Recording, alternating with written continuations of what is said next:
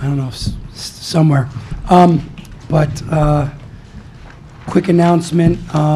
We passed out flyers for an event we're doing on October 8th on the changing world of securities regulation. I know for many of you the idea of coming back to Cleveland for this might seem a bit of a stretch, but it will be webcast, both live and archived. And SEC General Counsel David Becker, John Coffey, Donald Langevort, Renee Jones, Paul Mahoney, Roberto Romano, Mark Taylor, J.W. Verrett. We have a really great lineup to talk about what's going on with securities regulation and with all the legal changes. So certainly commend that to you, and let your colleagues know if you have colleagues that would be interested in that. And again, we'd love people to come to Cleveland. It will be webcast, and we think it'll be a really great event. It's the only morning announcement I have, unless there are questions. We have parting gifts for all of you. No, those are not your lunches in the little boxes. The lunches will be a little bigger than that. But without any further ado, I'm going to turn things over to Matt Bodie, who's a professor at St. Louis, who's going to talk to us about labor and employment cases in the Roberts Court. So, Matt, it's all yours. David's going to have to run his gift by, his judicial committee. So, all right. Evaluation. Yeah. Justice. We'll get it. I appreciate it. All right. Priceless is not worthless. But we are here. Many thanks to Jonathan and also Nancy and Jared and the Searle Freedom Foundation for putting on this event. It's really been terrific so far. I've really enjoyed it, and really appreciate the opportunity to participate. And I just feel like I need to apologize for the lateness of my draft, just get that out of the way, as well as the roughness of the draft. I find my own typos to be particularly painful, and so the ride out here reading over my draft, I was kind of jerking in my seat a few times, so I apologize if you noticed those as well.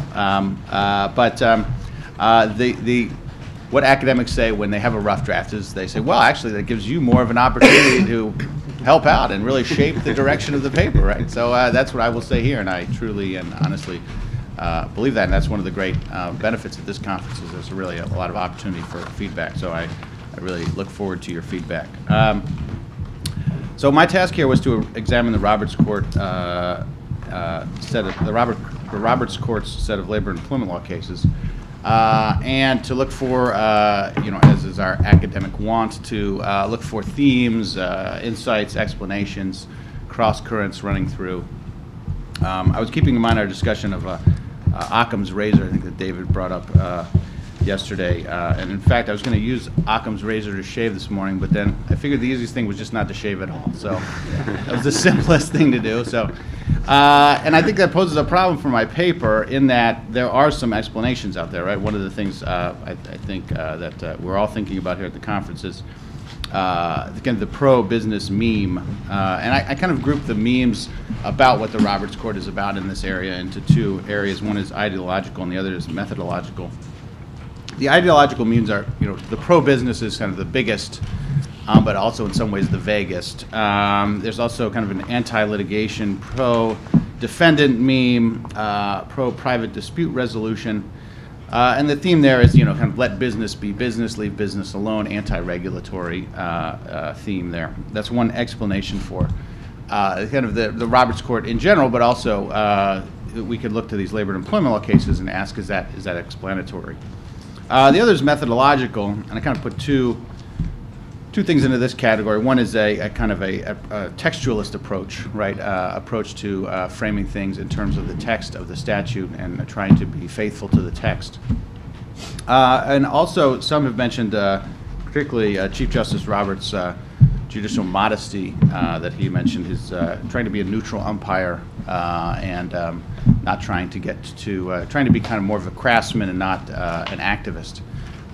That's also one approach that you could take to these cases. And I do think that both of those memes do have some explanatory power in some of the cases. But my argument today is that if we go beyond that, I think what's more useful in looking at these cases is to say, what are they really trying to do in these particular set of cases? My argument is that they are kind of approaching this from a human resources perspective, which is interesting. In researching this, there's not a lot in the legal literature about human resources. There are a few case books or treatises, the human resources in the law, but to me they look a little bit more like employment law treatises or case books that are dressed up with more of a spin towards human resources, but not all that different from your traditional employment law.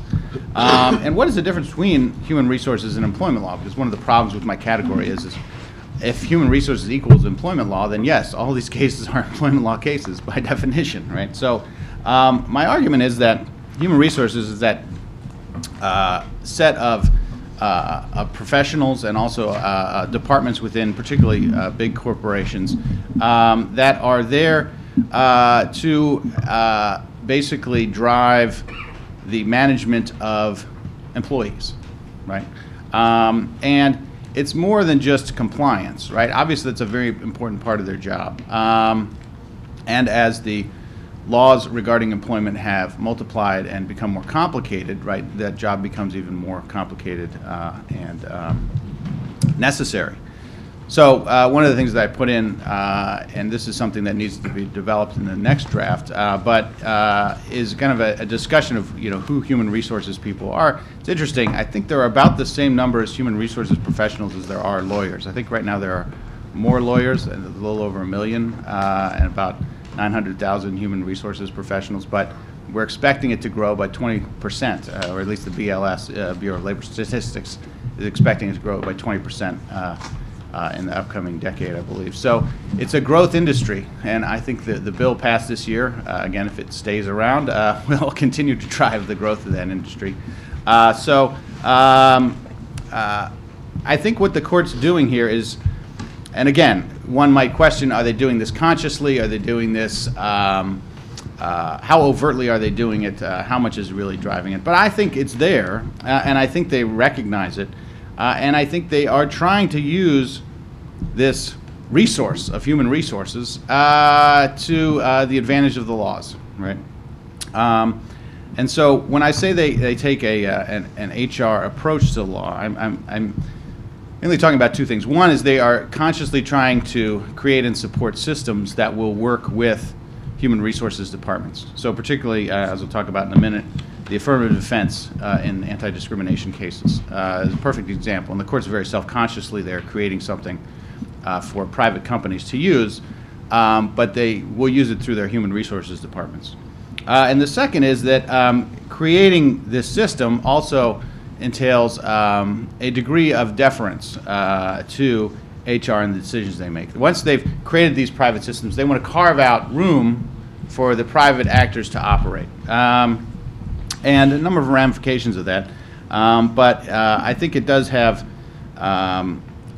it's a kind of a theory of how we should approach enforcement of the employment laws that I think needs to be engaged with more, particularly by the Legal Academy, which has had a very litigation-oriented approach to the employment law. So just to briefly go through, I don't want to take much more than my 15 minutes, hopefully no more. But the three areas that I wanted to touch upon, and I touched upon in the paper, are anti-discrimination law, arbitration, and Erisa.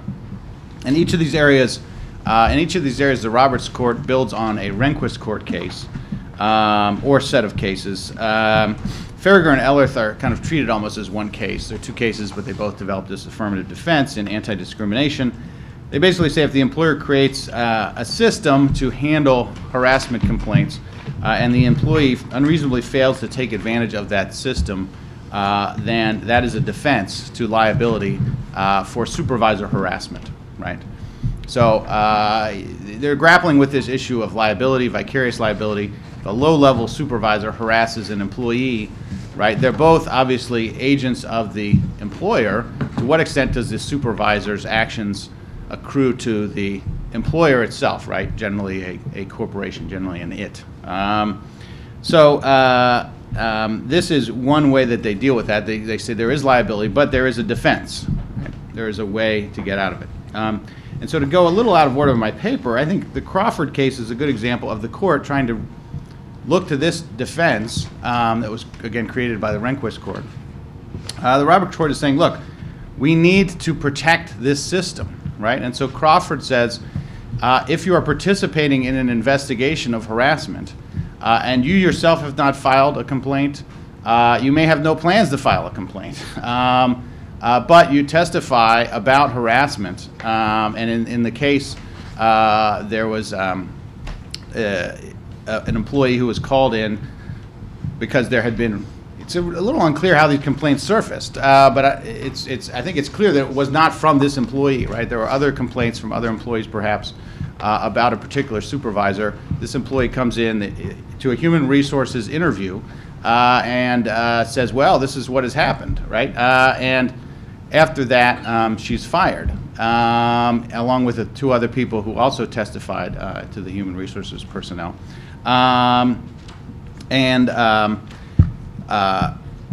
The question is, does she have any claim under either the participation or opposition clauses of Title VII? Not to get too into the nitty-gritty of that, but the court finds that she has an opposition clause claim, and she's protected. And in fact, as I relate in the paper, she went on to get, I believe, about $1.5 million in damages at the trial after it was sent back down. So in terms of folks saying the court is pro-business, anti-litigant, right, this is a counterexample, right? In the Burlington case, which I mentioned, is also a counterexample in the retaliation area. And I think what the court's trying to do here is say, hey, look, we have to protect this private system of ferreting out complaints. And it's not just, so we can avoid litigation. I obviously think that's part of it. But I also think it's trying to empower human resources folks to be able to manage these, to have the tools, right? The human resources has to have the power to say, look, if we're going to conduct this investigation, you can't fire these people after we do it, right? And now they can point to a $1.5 million verdict to kind of bolster that. So I also talk about the Richie case and the Ledbetter case.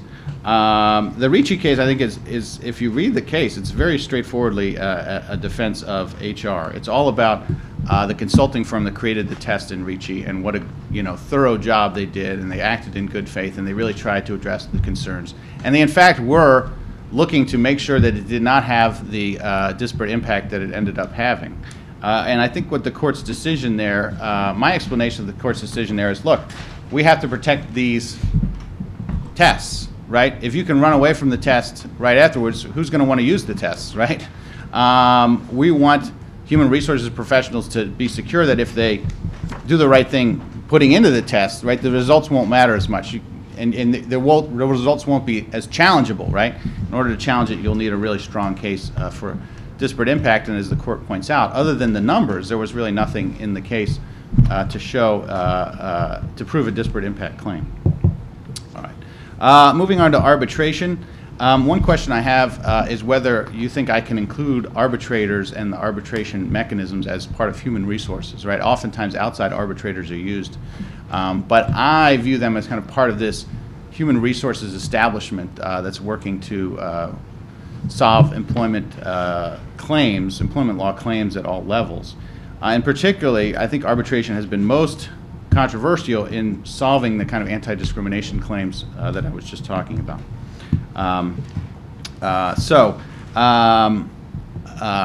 In the interest of time, I'll skip over my discussion of those cases, but I think particularly the Renner Center case shows a faith in arbitrators as a group of people who would act in good faith and would try and resolve the claims and of employees.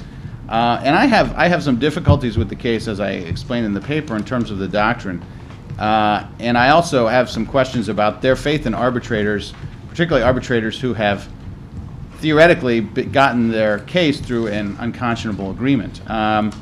But if the faith is justified, right, employees may actually end up better, because if the arbitrator says, I'm really going to seriously look at this agreement and throw out various provisions that I think are unconscionable, that might be better for employees. Again, there's a lot of discussion back and forth as to whether arbitration is better for employees overall, but I think definitely there is an argument out there that arbitration handles more of these claims, right? So to the extent we're trying to get more enforcement, arbitration might be the way to go. Finally, just a word on Erisa. I think here you see the court very consciously saying this is complicated stuff. We need to enlist the folks who are administering these plans to help drive the law and help protect the law. And so, but it's interesting. They kind of back into that to some extent. The Firestone case is the one that set up the possibility for basically arbitrary and capricious review of administrators' decisions when they're interpreting an Erisa plan. But the decision itself applied de novo review in the case, and in fact had kind of resisted the defendant's claims that there should be arbitrary and capricious review in that case. The reason why Firestone sets up the arbitrary and capricious review is they say it has to be clear and convincing in the plan documents that this is what the plan wants for the administrator. And of course, once you say that, then every plan after that will have that in it. But right, the court is setting that up, saying, look, if that's clearly what's going on, right, and the court, particularly Chief Justice Roberts, talks about this balance, right? We have to protect employees from abuses at the hands of human rights administrators, but we don't want to drive employers away from these plans, right? They don't have to have these Erisa plans, right? For tax purposes, it makes a lot of sense under the current system, but you make it too difficult and too expensive and too complicated, and the tax benefits will start being overridden by these other concerns. So in the Metropolitan Life case, particularly in the Conkright case, you see the court protecting the deference of HR administrators for their plans. And then I briefly talk about the Hart and the LaRue cases as, again, kind of counterexamples to the argument that it's simply a pro-business or anti-litigation meme going on there. Hart awarding attorney's fees even when there's no specific judgment for the plaintiffs, and LaRue finding that 401k plans are covered as entire plans. So the final part of the paper is talking about how basically my argument is that if we're looking at kind of the political economy here, the criminal procedural law is to cops as employment law is to employers and particularly HR professionals. And it's not a perfect analogy, but my argument is we're worried about restraining abuses of those who have power. But at the same time, they have power for a reason, right? Cops have power in order to enforce criminal laws and protect our safety, and employers have power because they're what drive the economy, right? They are the producers in the economy. So we have to keep that in mind, and I think sometimes in the academy we can focus too much on the abuses and overlook the need to make sure that we're not going too far in the other direction. And so my colleague Eric Miller talks about a positive theory of policing as something that left liberals need to think about. And I would argue that in the employment law area that academics need to think about a positive theory of human resources, right? Because if you look at the human resources literature, there is a positive theory of human resources. It's about employee empowerment, making sure that employees are doing their best, making sure that employers have the best employees, that they're compensating employees properly to kind of give them the most rewards and also incentives. Right? There's a lot of positive HR stuff out there. And so even though many of us may have kind of a crabbed vision of what HR is all about, perhaps from personal experience, there is a positive theory out there that we shouldn't neglect. So with that, I will stop. All right. Queue is open. I was going to initially ask whether or not you think it's useful to place your theory in a broader context. So, for example, John McInnes had a paper about Rehnquist Court where he tried to argue, not in the business context, but in some other context, that there was this nascent preference for private ordering. And so you think that one way one possibility to think about these set of cases is to see that there's some sort of theory along those lines, because some of us may think it's implausible that the justices, at least self-consciously, are really thinking about human resources professionals. But it is plausible to think that they are self-consciously trying to support and defer to alternative non-judicial sources of authority. And those sources of authority could be the executive branch, could be expert administrative agencies, could be police and law enforcement, and in the business realm, private economic realm, could be arbitrators, private internal bureaucracies, and if this is a way of kind of trying to fit this into a broader framework, then one question would be, well, what is the driver of that? Is it a John Roberts judicial minimalism, undo the Warren Court legacy of the court being a major player at the table and let the courts recede into the background as conflicts get resolved in other ways? Is it this kind of minimalism, and courts can really focus on smaller questions, or is it belief in the establishment or sources or pre-existing sources of authority? I'm not sure which of those would be more explanatory. But I would kind of throw that out as a possible way of thinking about how to fit your theory into some broader framework about thinking about how the court operates. Right. No, yeah, that's very useful, and I do think that's kind of, I'm kind of taking a specific instance, and yes, to say that the justices have a particular interest in human resources, maybe pushing it. Although I think they have enough of these cases that it would be certainly something that would come up over time.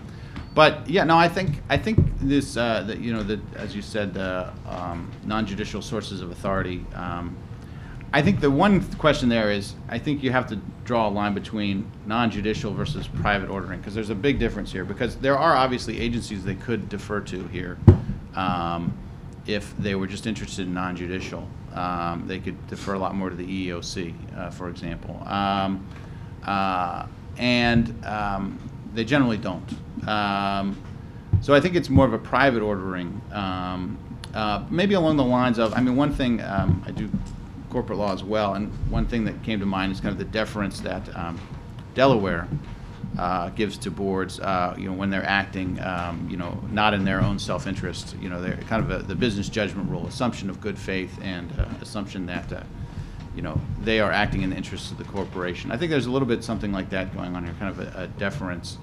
And some have argued that that's almost a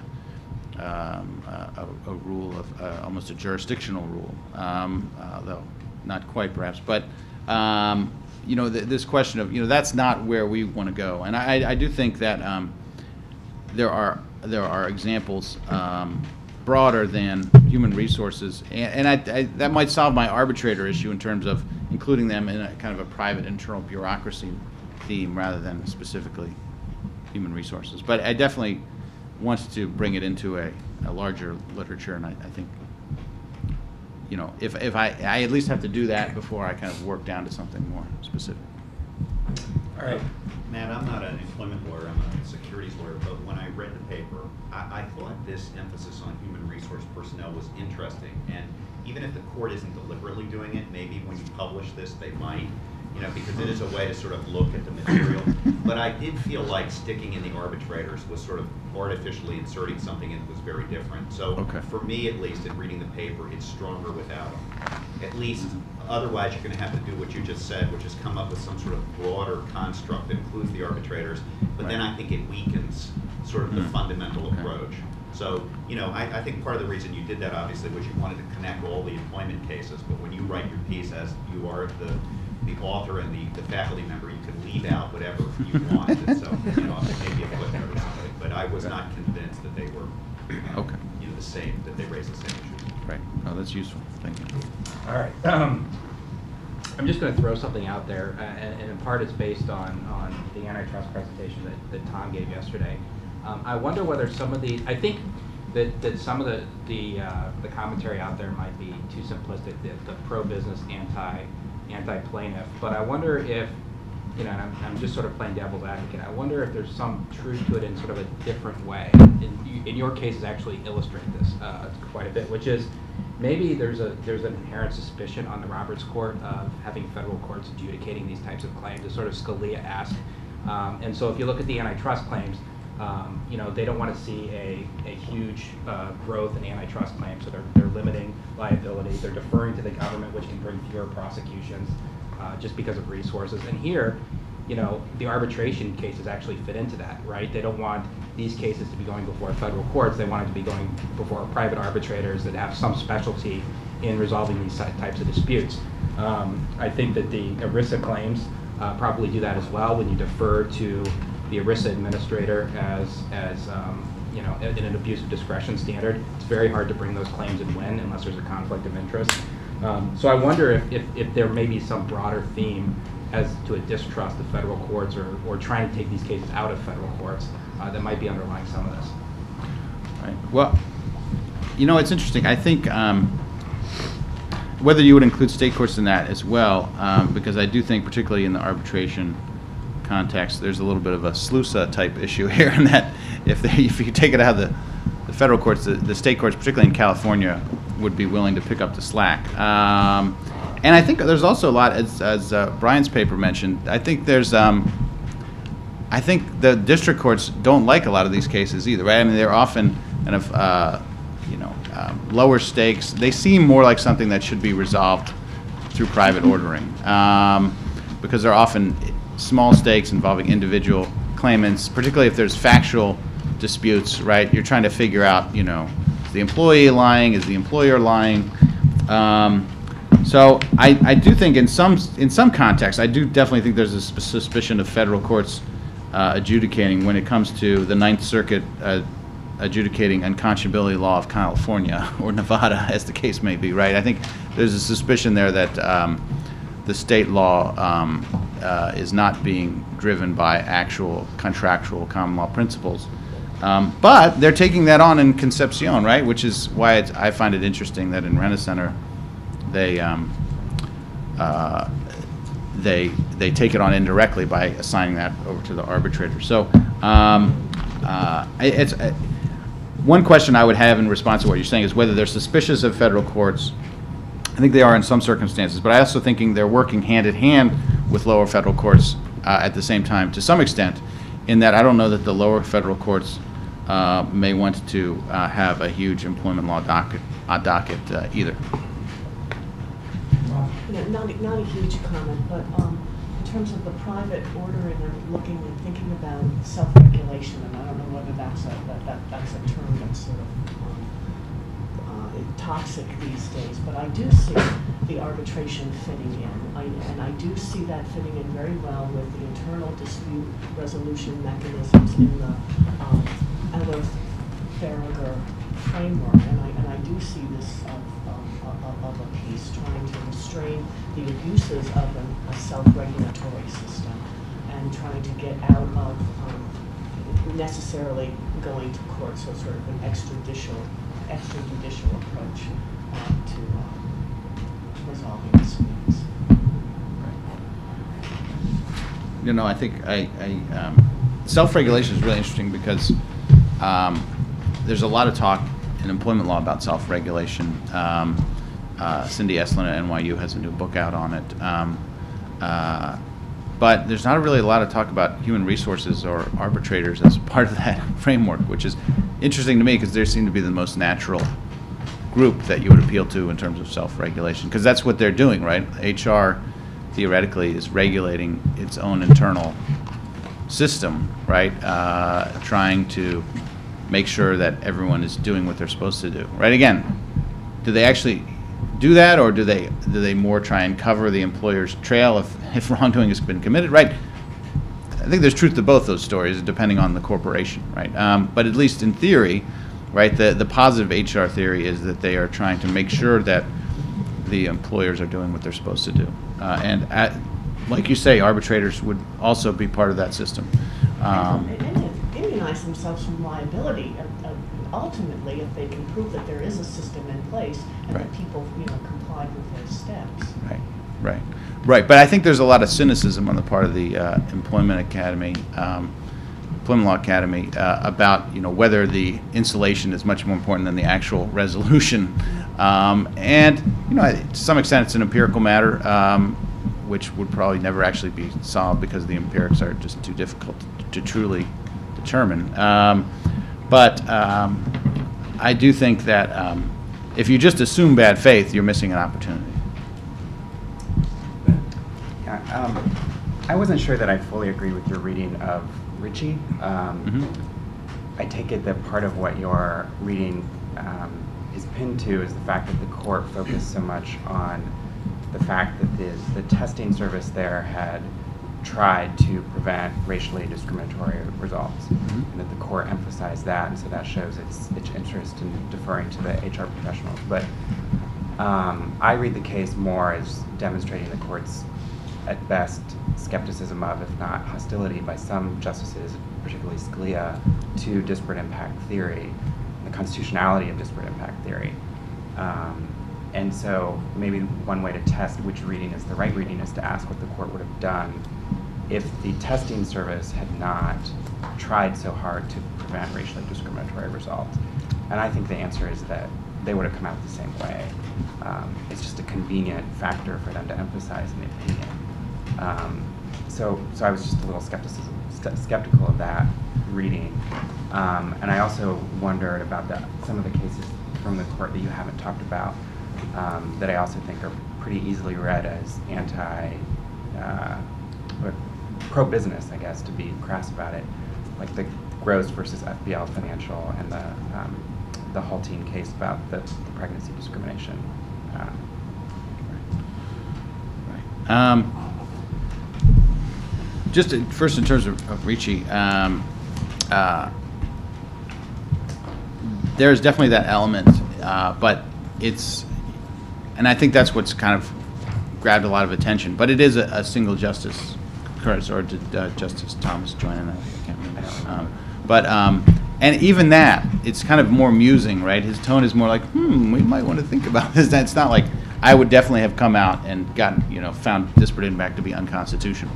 Now again, maybe I'm being naive, but if you read Justice Kennedy's opinion, you get a little bit of that, but I think you get much more of, hey, there's no reason here for them to have doubted themselves after the fact, because they really tried hard at the beginning. And in fact, there's self-conscious language, which I believe I put in the saying, look, they ahead of time they can take race into account, right? I mean, you can. I don't think they say it as overtly, but they come pretty close, right? They say, look, you can take all sorts of factors into account when you're designing the test.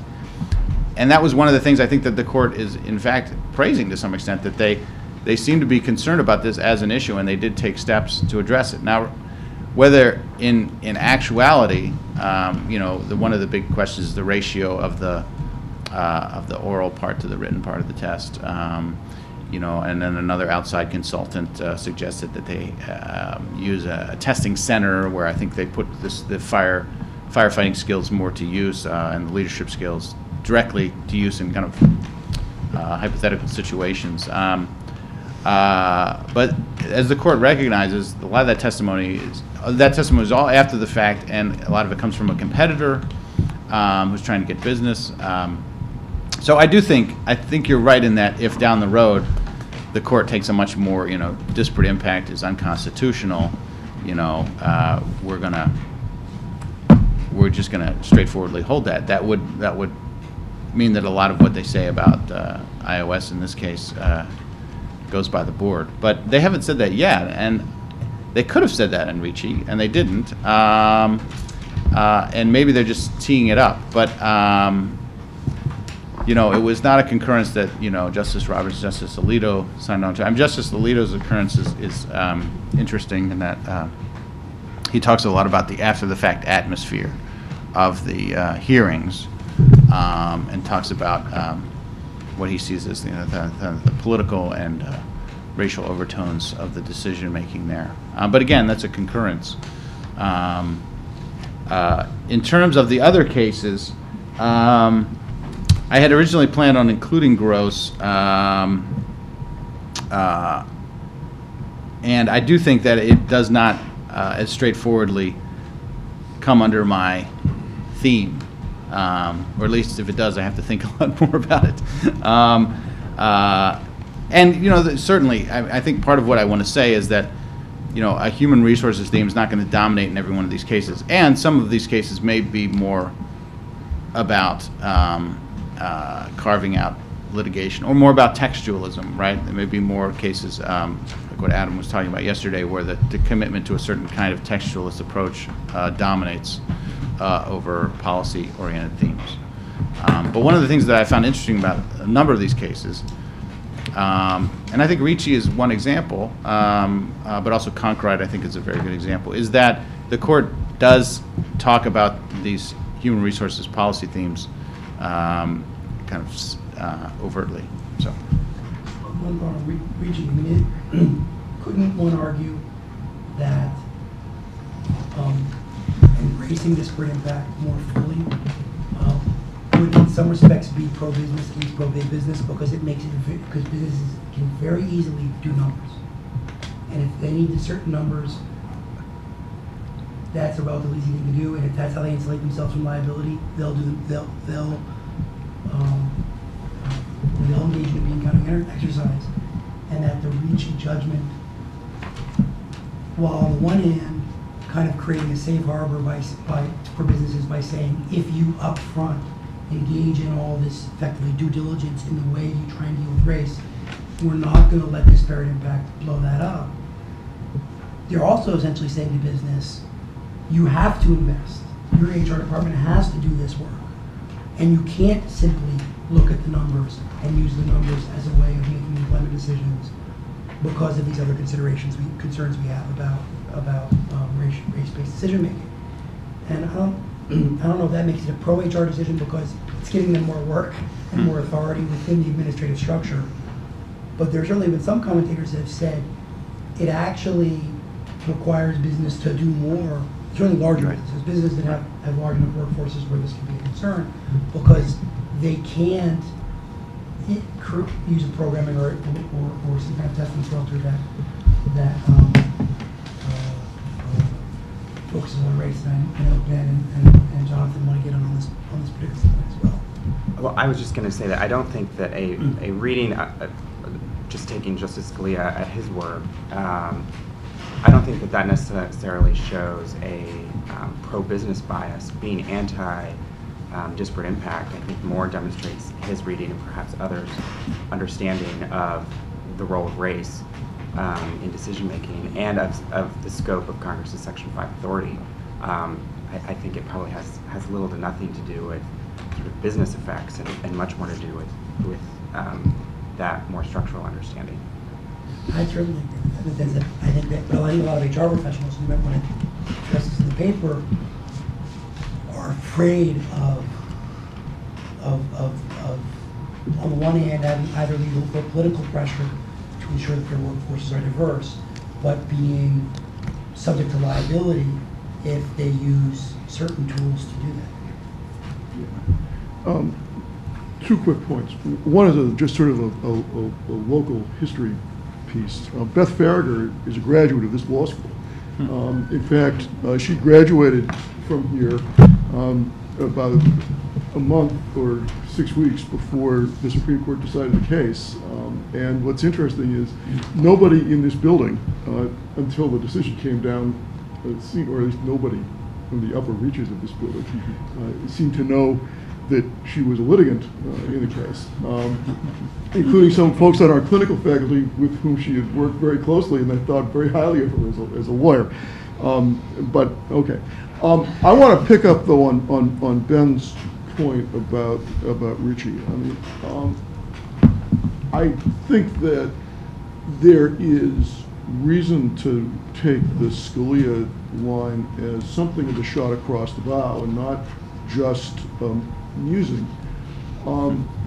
Not simply because Scalia's position on race-based decision-making has been pretty well known for a long time, but I think if you look at some of the race cases that this court has decided, and Parents Involved is a pretty good example, But this is a court that is really skeptical, but it's not single-minded in the sense that, I mean, take Northwest Austin, the Voting Rights Act case, where the court winds up with a pretty implausible reading of the statute at that point to avoid the constitutional issue. But I think that there's pretty clear implication in the opinion that at some point, if Congress doesn't act, that the court will revisit the issue. And so, I mean, I think Jonathan's observation about whatever is driving these cases, it may have something to do with keeping these cases someplace other than in the federal courts, may also help drive this. It may well be that at least in a number of these areas, that will empower the HR segment of businesses, but even if the court isn't self-consciously driving this. But I think that I'm a little skeptical about how far this model will get us, but I mean, I think there's an insight there, but I'm a little hesitant to push it as far as you suggested. No. This isn't on this point at all. No. That's okay? Yep. I want to go back to, I want to side with the faction that says yank the arbitration cases. But I also want to say, I would suggest you put something else in. I just want to add to the considerations about the arbitrators. My sense of that field is that there's an overlap with the employment, but of course the employment thing is the employment area is only a part of what they view as, or what comes under arbitration. Right. And maybe not the most prominent, right? So there's all the consumer stuff, and then above all, there's international arbitration, which is its own field. And you talk to those people, they're always worried that something that might happen in employment arbitration might gum up the works on international arbitration, and vice versa. Right. And you don't, it depends on what the cases are. That has to be on their minds. And so Right. it's harder to make the case that they think through it as a sort of HR or self-contained system perspective. But the thing you will have to include, I suspect, and you alluded to it briefly at the front end, it seems to me the best area for your for your theory is ERISA, not even the employment discrimination cases. And that is because unlike employment discrimination, which is very compliance driven, and it's kind of hard to comply and difficult, and you have to do a lot, and there's some room for maneuvering, and you have to do tests, all of that is. But you have under ERISA, or had, because they're now grandfather plans, is you had first plan autonomy. Autonomy over the terms of the ERISA plan. You had second, a de facto exhaustion requirement. The process itself was protected. And you had third, Firestone deference. Firestone plus deference, right? Now, turns out people may like these plans, and as the president said, if you like them, you can keep them. Turns out that's just a head fake, because what you have now is, first, under non-grandfather plans, the plan autonomy is gone. The exhaustion requirements. That's only health, Michael. That's health. It's not, That's right. That's right. But This is yes, pension. I'll get to it. It's the health stuff. And the deference is gone. And so the interesting thing to watch, it seems to me, will be what happens when those kinds of terms and those kinds of congressional and administrative mandates, that's right, in the health area, carry over and hit the courts, right? So for 20 years running, you've operated with, look, we're trying to sort of construct a tolerably, a disciplined but tolerably autonomous system that can handle these claims. And what we need in order to do that is we have to have the process, we have to have autonomy over the terms, we have to have some judicial deference.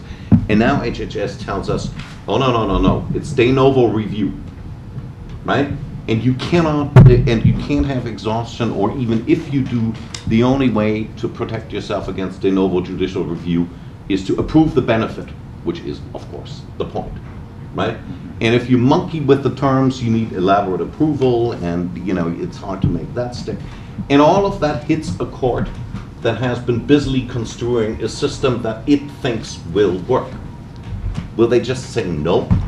And I think this will happen much, much sooner than 2014. It'll happen next year. Not in the Supreme Court, right? But, I mean, it's at least interesting to speculate as to, how are they going to react? Because by the time Oxford University Press gets around to publishing this, it'll be an issue. Right. No. Thanks a lot. I think that's a very good point. And I think that's something that I didn't emphasize with arbitration. And again, whether I include that or not, I really appreciate the feedback in terms of that. But one thing about, I think, the Rent-A-Center case is this notion that arbitration has been under attack, and that what's the court going to do to kind of keep arbitration relevant to the system that's created? And I may have the flaw of seeing things through my own lens, right? Because in our field, Gilmer is the big case, that kind of dwarfs all the other arbitration goings on. But obviously, if you approach it from an arbitration perspective, Gilmer is just one piece of the puzzle overall. So, yes, what will happen? And that might be something I didn't really take on preemption. Erisa Preemption, and that might be something because a lot of that's been bubbling down in the courts, and that might be an issue,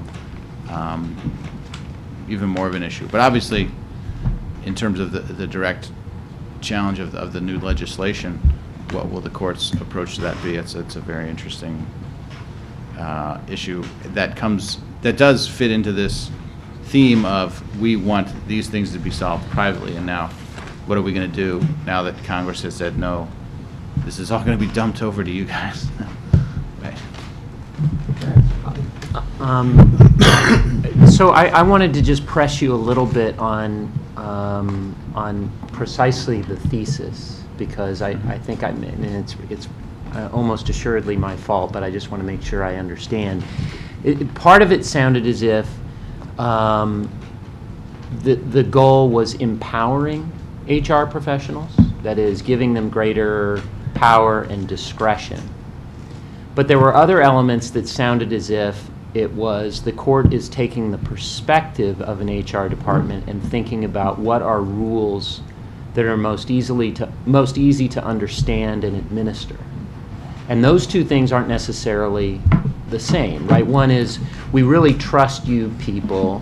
We think you're very good decision makers. We don't really care how you all resolve it, but we're just going to leave it to you to resolve these sorts of questions. Another is, and this might be one of these trans area themes, is what we want to think about here is the fact that very, very few of these sorts of disputes, sort of like with respect to searches and seizures, ever result in litigation.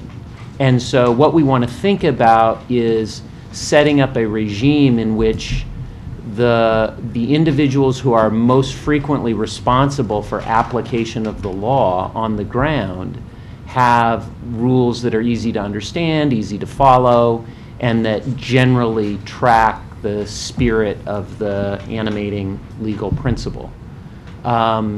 And so, I mean, again, I don't know this especially well, but it seems like those two things could lead you into somewhat different places as to which you think is going on, which is more explanatory as to which cases, and I think it's quite possible, often that if the idea is we want to think about who is actually applying the law most frequently, that is one of those things. Maybe it's often private ordering, but it's not always private ordering. It could be public officials who are applying the law in the first instance. But that could be a theme that runs across a variety of different areas of the law. No, I think that's very helpful, and I do think that I think my approach was primarily first, empowering HR. And perhaps to get there, they look at through the perspective of the HR department. I think sometimes I'll happen to something which I don't want to do, which is to say that that the Supreme Court is acting like a human resources department. Like a stereotypical human resources department. I think when I discuss the Ledbetter case, I get into that a little bit, and that is not really what I want to do. But I guess I could link those two by saying that they want to empower HR professionals because they look through things like a HR professional would, and they understand this is what, they're being, and this is again another theme that I was playing with. They want to be empathetic, right? Kind of do a little play on the whole empathy theme.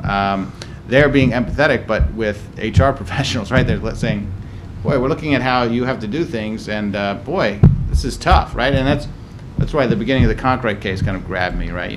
People make mistakes, even HR administrators or even Erisa plan administrators, it is very empathetic in a way, right? It's like, hey, look, we understand you make a mistake, it happens. And I think Justice Breyer's dissent has some fun with that. But it's a very, kind of, I don't think those two things are necessarily at conflict, but I do agree with you that they're two different things and that I have to kind of specify whether I'm talking about one or both. And to the extent that I'm talking about both, how do they fit together? So, I think I like the thesis a lot, and I think you can have an account that suggests that the court is, looking to empower sort of human resources departments in employment disputes, and also have an account. I don't think it's at all consistent, if this isn't completely obvious, with a court being skeptical of the value of litigation of employment claims and sort of hostile to it. So I don't think that's inconsistent at all. One thing I look for and this sort of takes stuff from food and consumer product safety, where they also depend on the makers of the products themselves to do most of the policing for the safety of those products. And so they often set up sort of systems of reporting and risk management. So the idea is you're supposed to identify the choke points where something is most likely to go wrong and pay attention to that. And then also you have to disclose when you find something bad, and if you don't do that, that's heavily penalized to ensure that there's lots of information out there. And so, I wondered if you saw that, because I'm not sure you do, but if you did, I think it would sort of strengthen the idea that what the court wants to do is create sort of private ordering to deal with the, millions of claims, just like the government has done for the millions of consumer products out there. And then sort of in a larger way, I take it that these questions as to whether to delegate to some body is, first, will they do a better job? And I wondered if the court is making any sort of suggestion along those kinds of lines. Or are there reasons to do it anyway? The reason to delegate to agencies under Chevron, some people think it's partly because it protects the democratic process. Or maybe it preserves freedom and the ability to contract privately, and that's a reason to empower sort of this form of private ordering and regulation. And so I wondered if you saw either of those explanations in the Roberts Court's jurisprudence, because I think if you did, it would strengthen the story about that you're trying to tell. Right. Well, just take that last point first. When you were talking about the delegation, do they do a better job? I was thinking of Tom's discussion of decision costs and error costs, and in an earlier article on arbitration, I wrote that something that has to be a factor here, not only for judges but also in how we approach this, is the fact that through arbitration, people are paying for their own dispute resolution, right? Who pays for that otherwise? Taxpayers, right? It's who pays for the courts, who pays for the judges, who pays for the clerks, et cetera. And Minnesota needs to pay for more clerks for people like David, by the way. But that costs money, right? As people in Minnesota understand to some extent. So we're paying for that, and so those are definitely costs when we. And Judge Edwards of the D.C. Circuit has talked about this in an article. the cost, the kind of personal cost to judges in resolving these cases, in that they're not as a big picture interesting. Although obviously cases like Richie, you bring in the constitutional element, that makes it more interesting. But a lot of these low-level, one person said one thing, one person said another, right? That those are not as fascinating, perhaps, on a legal level. But I do think, in terms of what's driving them, thinking about what the delegation does is a very important point, something I need to think about more. It's interesting, the affirmative defense, the Farragher-Ellis affirmative defense, is court-created. And I think one thing I should talk about in the paper is to the extent to which the EEOC has kind of joined in kind of developing that affirmative defense, right? Because there might be a role for them to play. But I have to confess, I don't think they've really done all that much in that area. And is that a wasted opportunity on their part, or do they feel it's not their place because it's not part of the statute? But that I think would be an interesting part to add. Because you could imagine a system where there would be more disclosure, right? We've had X number of complaints about this sort of thing. We have these systems, right? The whole internal controls, kind of more of an internal controls, 404 of Sarbanes-Oxley approach to this sort of issue. And then in terms of ERISA, obviously ERISA has a very complicated set of procedures, but particularly in the pension area, a lot of those are geared toward defined benefit plans, which continue to disappear.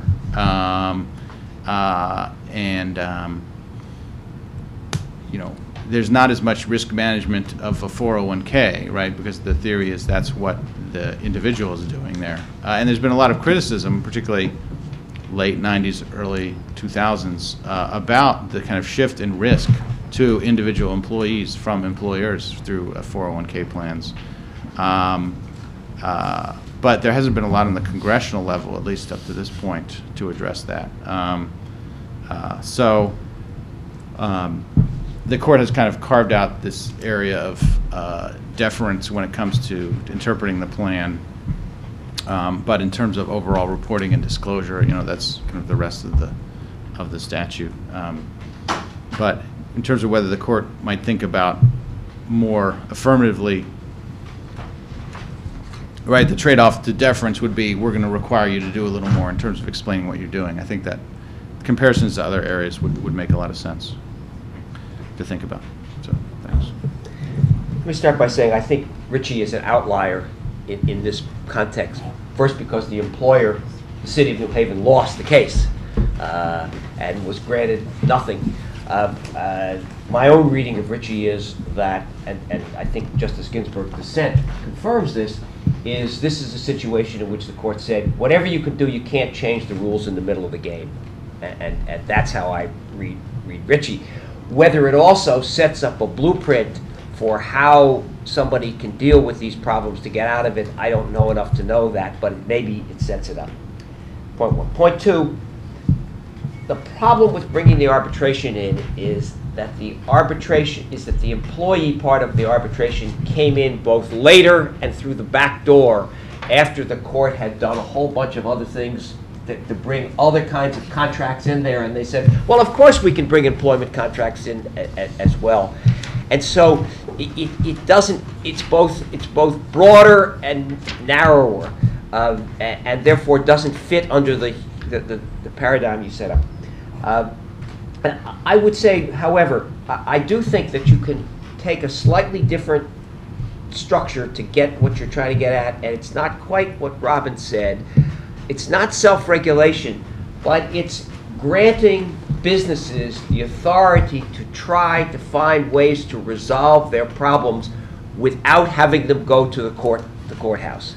And that's the difference. And in some cases, it's human resources people. In other cases, it's giving more authority to pension fund trustees. And in other cases, it's allowing them substantial deference to enter into contracts with both their employees and with their customers to avoid the litigation process. That, of course, has the benefit of being consistent with everything else the court is doing, and we'll come to in Brian's later on about getting these cases out of court, because I think it is the theme that they're trying to get them out of court. And arbitrators and human resources persons are one means of doing it. The trustee in the contract case was, of course, essentially sitting in for Xerox. I mean, it was the company's money. This was not. They were not trying to decide which among the beneficiaries was going to get the money. The question was Xerox going to have to put in more money? And this was a Xerox employee. So to say that they're anything but an employee, and I think generally HR people are the same. The other thing I'd say is you have to say something about the City of Chicago case too, as a follow-up to Ledbetter, and maybe since the court got religion and decided that there's only a certain amount of statute of limitations they're willing to put to people. Although if you read Scalia's opinion, he says, well, we don't have to worry about it. He says, it's clear, the statute is clear. Nobody, I mean, I did a moot court for the people who were arguing the case. Nobody had the temerity besides Justice Scalia to argue that statute was so clear that we didn't need to go any further. And Scalia goes on and says, well, we don't have to worry about the consequences because the statute is so clear. Both sides say there'll be terrible consequences. The statute is so clear we don't have to pay any attention to those, and everybody let them get away with it. So anyway, you got to say something about the City of Chicago. Just to hit those quickly, I think because it's an exceptional case, and because they said you can't change the rules in the middle of the game, that's what makes it interesting to me, in that it's not pro-employer necessarily, because again, pro-employer, pro-HR, or I should say pro-employer anti-litigation, as Jonathan was saying, would be, I don't know if it would mean enforcing more discriminatory impact. I think it would mean saying you can do whatever you want here. Yes, right. That's why I say it's an outlier. Right. Yeah. Well, it's an outlier to the anti-litigation theory. Yes. Right. But that's why it works with my theory. Yeah. Or to the pro-business, right? Or to the pro-deference. Right. Because they gave them absolutely no deference here. Now maybe it's because of the racial Well, but discrimination. who did they not give the deference to? They didn't give deference to the board that decided after the fact, looking back on what had happened, to throw out the test results, right?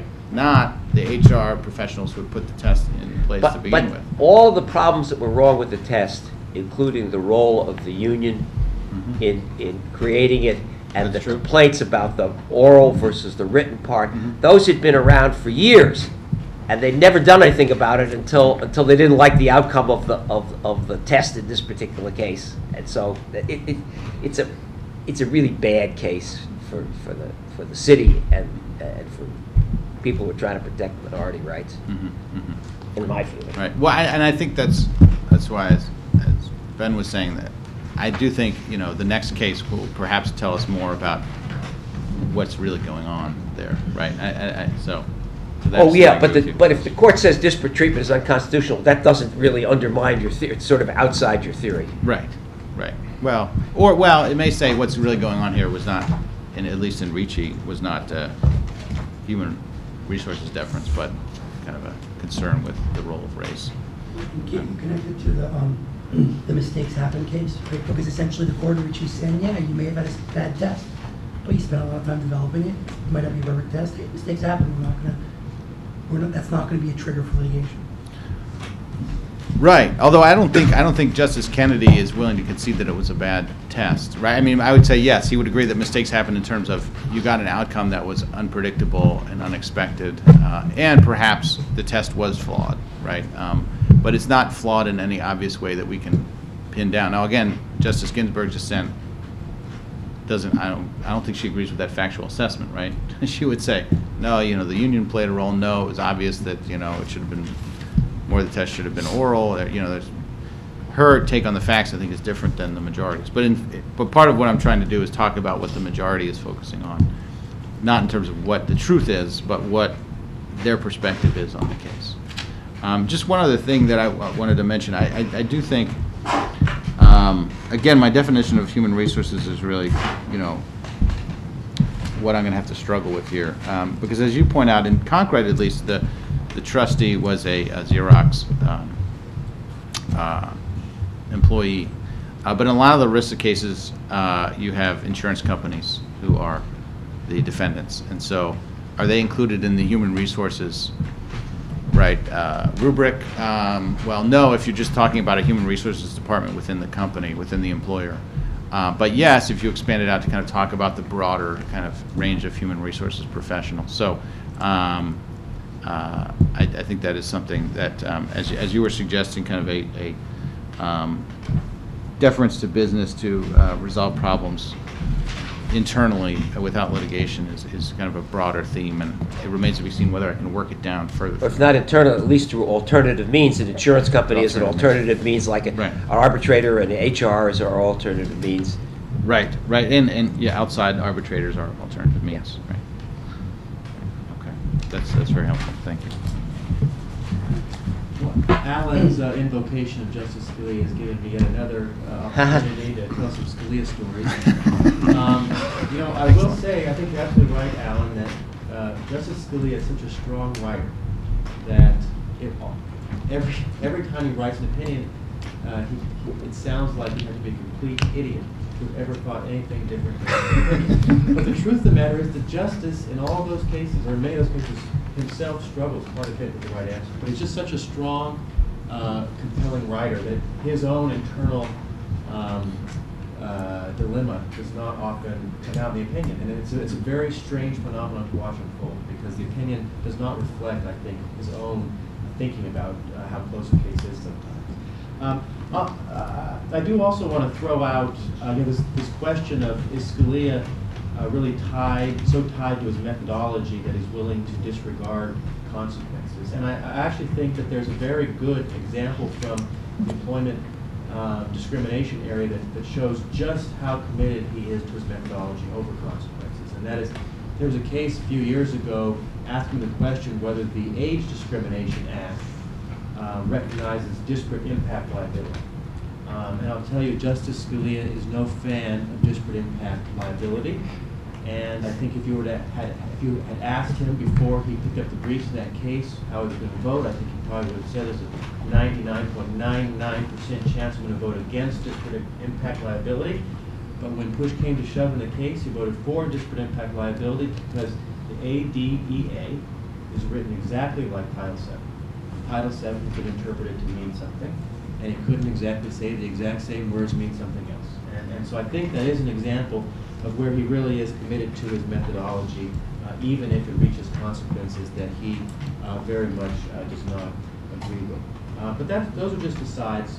The reason I wanted to raise my hand, Matt, is because I find most interesting about this discussion the effort to fit in these cases into a broader framework of deference to other non-judicial actors when it comes to making legal decisions. And so we've heard, some discussion about how can this be analogized to other areas in which we defer to non-judicial actors. And so, a lot of times when we defer, it is to public officials. It's to agencies, it's to the legislative branch, the executive branch, it's to actors that we think are more democratically accountable to courts, and that's why we do it. It's a whole nother ball game to defer to private actors.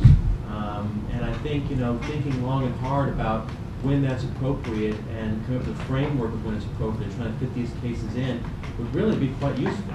It's not very often that we defer to private actors over what the law means. We do it in arbitration, it's true. Those are third parties. It's much more rare to defer to the very party being regulated about whether his or her activities comply with the regulation. I think you're right. With the ERISA administrators, we do it some, and maybe they're trying to do it with human resources people here.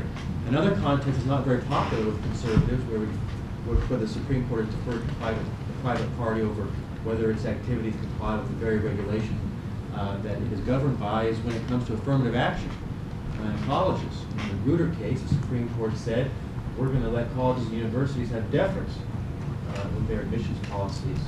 First Amendment reasons. The University of Michigan is not a private actor, sir. True, but I think that's fair enough. That's fair enough. But I think what I meant more there was referring to the party being regulated. which is a rarity, I think, in these deference cases. So I think, one way to try to fit in the deference is to look, to that line of cases. Another way to do it, though, which I think you find there's more traction to delegating to parties who are the ones being regulated, is when it comes to qualified immunity, 1983 cases. So, one way to look at this is deference. Another way to look at it is we're going to let you off if you've done a good faith effort to comply with the law. And that's what we do to government officials in 1983 cases. We say unless you were clearly wrong about something, you can't be held liable for damages. So that's another framework that we might analogize from to kind of make sense of this deference to private parties or parties that are the ones being regulated. And so I just throw that out there for an alternative framework. When I was originally looking at these cases, I thought of maybe trying to make a distinction between the public employers and the private employers. And my argument was initially going to be that they actually give more deference to the private employers because, in part, they see their role as overseeing the public employers in a way that they don't have that role with private employers, right? They are part of the government. They are the highest court in the land, and they have more of a role in a sense. I kind of moved away from that for a variety of reasons, but the Grutter case I think is an interesting example in terms of the amount of time that was spent on those cases in terms of taking race into account. But then, and that's one reason why, again, maybe I'm misreading Richie, but the fact that they spend so little time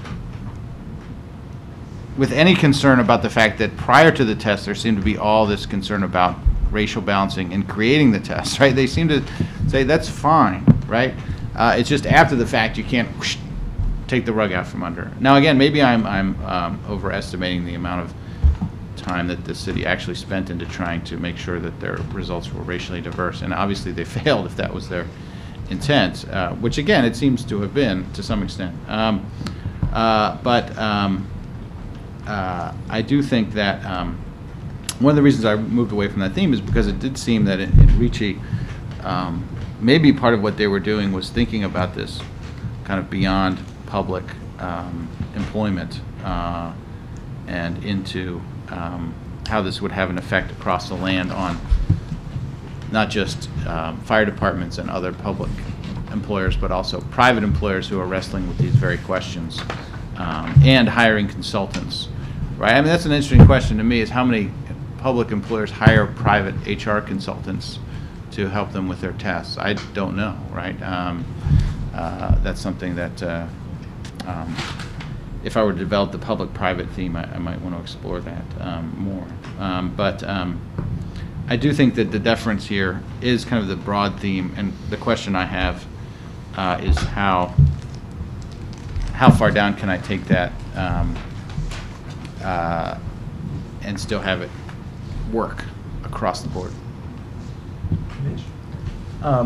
Yeah, I was just going to suggest, and I think I mentioned this to you in passing already, that you might want to consider at least some of the law and society literature on, I'm thinking of Laurie Edelman's work, and I'm not steeped in this, but I think I can imagine some of their responses to this on the endogeneity law and the notion that when employers fashion policies and procedures, they're doing so purely to protect their own liability and may go well beyond what the law requires, and that has potentially a number of consequences. Then employees come to think about the law through the employer policies, and what they understand their rights and responsibilities are may not be. And in that sense, if they're right, and again, I'm not necessarily associating myself with it, but you might want to think about how you would respond to that, because if they're right, then it does seem to me deference to this private decision-making is pro-employer and not necessarily pro-employee. So,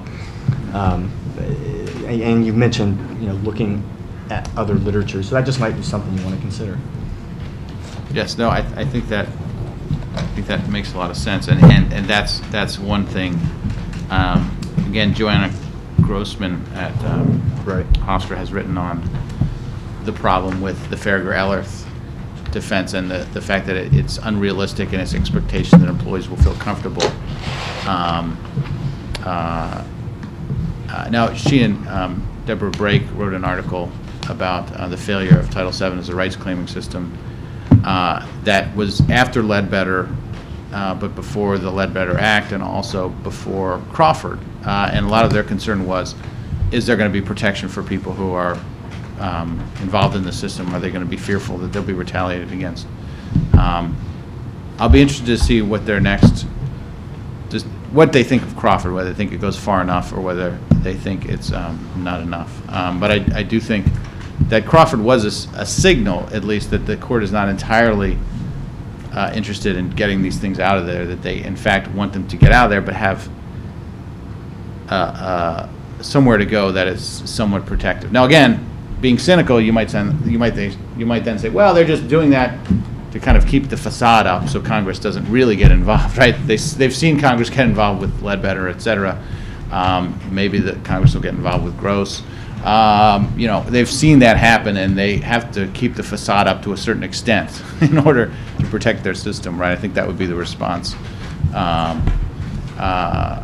And, you know, again, I'm not willing to go that far, but there certainly is, because I think the problem with the Brake-Grossman approach is that it relies so much on litigation, right? And I just don't know how far litigation is going to take everyone, right? Certainly the threat of litigation needs to be there. But if you expect all of these claims to be litigated, particularly lower income people where the attorneys are not there to the same extent that they are for professionals, because the damages are not as significant. And the understanding of what is illegal may also not be there in some circumstances. So it's just a different dynamic. So, but I definitely agree that that is a big literature that I have to take. I want to throw something into the reference topic that maybe you looked at, maybe you haven't. I'd be interested in. There are some, there has been some work doing, Brad's report on the Roberts Court suggesting that role VSG seems to play a role in how the Roberts Court has looked at some of these cases. And certainly in some of these cases, I would assume that there are a lot of amici and briefs filed by whatever the various trade associations are that represent human resource professionals and represent the folks that you think the court might be deferring to. So I was curious whether or not you paid attention to this, and if so, is there evidence that the court really cares? Either ESG thinks, what the relevant regulatory agencies think, EEOC, NLRB, whomever, on the type of case, and or whether or not it cares what the amici say who are supposedly representing these sources of authority in private ordering that the court might confer. Right. That's something I should definitely highlight, because in the Erisa cases, Concrete, for example, there's a number of citations to amici where actuarials and other HR professionals, in terms of, because the Concrete case, fairly complicated issue. Justice Breyer has an appendix to his dissent, for those of you counting the appendices, where he kind of lays out what he thinks was going on when Xerox was trying to calculate. What happened was certain employees had been working for the company, then they left, and then they came back many years later, and they had gotten a kind of lump sum distribution when they left initially. And the question was, how should that distribution count in terms of their future pension benefits when they ultimately retire down the road? And I have to admit, I am not an Erisa actuarial expert, certainly, and the case is fairly confusing, because on the one hand, it seemed like the plaintiffs were arguing, and ultimately the district court came up with its own plan, and it said that there should be no there should be no discount rate applied to the lump sum. That just should be counted as that money was taken out in 1981, say. You know, there should be no interest applied to that moving forward, which again doesn't seem to make sense given the time value of money. But at the same time, the company had come up with a plan whereby the employees were making a lot less, or getting a pension that was a lot smaller than they would have gotten had they just started as new employees when they were rehired. That doesn't seem to make sense either. You shouldn't get less than other employees who were new at that time, unless your lump sum distribution was wildly inflated. But even then, it seems to me that it shouldn't be held against you. So, very confusing case. But that's a case where the court does go to some length to cite to those who were joining in from professional groups. And I think that makes a lot of sense. And again, also, I think in the Richie case, it did play a role in that they seemed to be looking to kind of this greater sense of, was this a plausible test from a human resources perspective? And their answer, they seem to come up with yes. Because they cite, for example, to the outside expert who is critical of the test to some extent, but he's also kind of praises the test to a certain extent, or at least discounts some of the criticism, and they seem to really take that into account. But to highlight that role, I think, would make a lot of sense, more specifically. On the question whether there's ever any deference to the EEOC and other government agencies here, I think maybe Crawford's an example, because it's not just private employers who engage in Ellerth and Farragher internal investigations, but it's also the government and civil rights commissions that engage in investigations, and so participation in those would be protected by Crawford's reasoning. As a follow-up to Crawford, I was wondering if your model would be predictive of the outcome of the Tompkins versus whatever Stainless something case this Right. term, the next retaliation case. I'm guessing it probably would predict that the plaintiff will lose, but I think it's kind of a tough case for the plaintiff, period. The other thought that I had was, in reflecting on Gross, I actually think it does fit your model, because in rejecting the motivating factor test, the court basically, and in favor of a but-for test, the court basically moved the same decision defense back from the damages phase to the liability phase. And in the age context, it's very often reductions in force that are being challenged, and HR departments are very heavily involved in RIFs, and so maybe there is some HR deference going on there. Right, that's true. And the extent to which, you can say, right, it's harder for an HR department can document a good motive, right? That's something that they are looking to do, right? We want to have paperwork, we need to document, right? You hear this all the time, document if you're planning on terminating an employee. But they can't necessarily exclude some other reason that might also be a factor. So the extent at which the court says those other reasons we're going to move away, if you can prove that this was the primary occupier of the field in terms of the reason. Yeah, that's I hadn't conceived of it in that terms. That makes a lot of sense. In terms of Tompkins, I actually would think that under my model, the plaintiff would win, right? Because again, you're trying to protect people from retaliation for being engaged in the system, and again, my understanding is the Tompkins case, was it her husband or spouse or fiance? He is the plaintiff. He was Right, fired for his right. But fiance. the employee was the fiance, was it? Well, they both were employees, but she Right. was the one. The fiance is the They're one who married now, participated. but Mr. Rose. Okay. Yeah. His fiance. Right. So he was fired in order to retaliate against her. Right. That's the theory. The theory, right? That's the allegation, right? And so, if you're trying to protect, the system, I would think that would be, kind of similar to Crawford.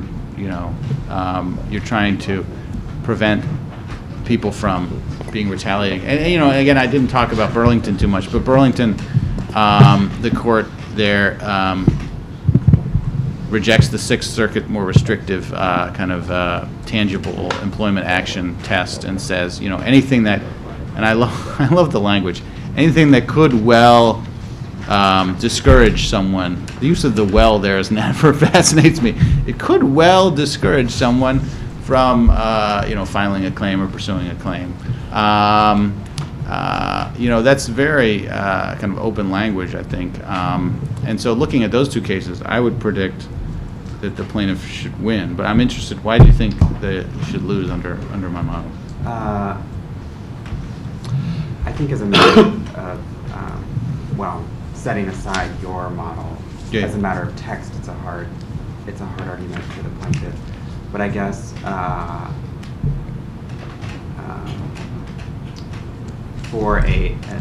from the HR perspective,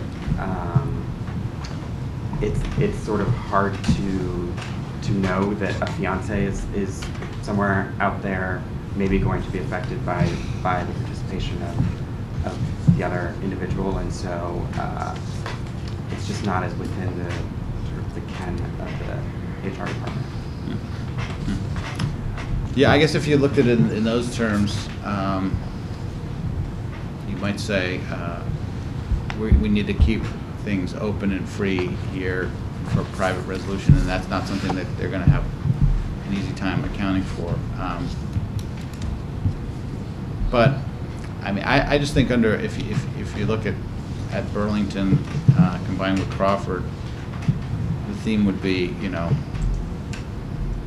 because again, I don't think Crawford fits the textual analysis either, right? I mean, I think it naturally is more of a participation clause case because she's participating in an action that could potentially lead down the road to some sort of Title VII claim, but it doesn't, or didn't at least, right? And she had no formal engagement with the statute at all, right? And so she doesn't have a textual participation claim. They find she has an opposition claim, and they kind of breeze over the fact that they called her in to testify, and she said what happened, and then she left, and she was fired. She didn't do anything else to oppose his action, right? And they say, well, you know, it would be an odd case where that would be supportive of what was going on, and true, but I mean, she might be neutral as to what was going on, right? I mean, she might, I mean, she hadn't complained about it to anyone. She didn't file a charge, right? To say that she was opposing it just by saying at HR's request, right? And that might not really even be a request, right? You have to come down here as part of your job duties and tell us what happened. To say that she was opposing, prohibited behavior, which again, another thing they don't really talk about, was the activity that happened prohibited, right? They kind of assume almost that it was sexual harassment. And again, another footnote, I kind of love the little after the fact facts about the case, but the supervisor in the case was fired because he lied about, apparently he claimed he was a Navy SEAL and that he was a lawyer and that he'd been a football player, all of which were untrue. I can't help but think the city of Memphis is ruining the day that this gentleman was hired. But anyway, I think the textual case is hard under Crawford, and that's why I think as for something like Tompkins, even if the textual case is harder, if you look at the practicalities of it, if you want to have a system that protects people who are engaging it, you would find protection. And again, assuming the facts as true as pled. And in terms of the other, in the paper, there's some other cases. This term has some cases that presumably have a big impact on your subject. Right. Right. Any predictions on Walmart and Concepcion and is your thesis particularly vulnerable to potential outcome in these cases? Well, let's see. Concepcion, I think, would be more about deference or non-deference to state court interpretations of common law.